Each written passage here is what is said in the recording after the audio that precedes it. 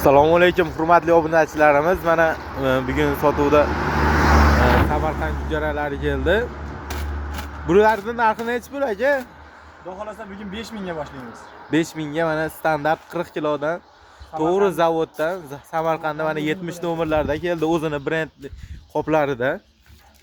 Bag'i 25 tonna bitta furada 625 qop xudo xolasa.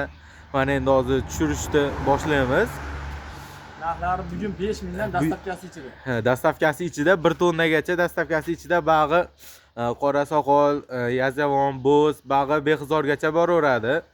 Faqat 1 tonnaga bugungi sanamiz mana 24-oktyabr 2025-yil. Yangi siluslarimiz ham kelgan.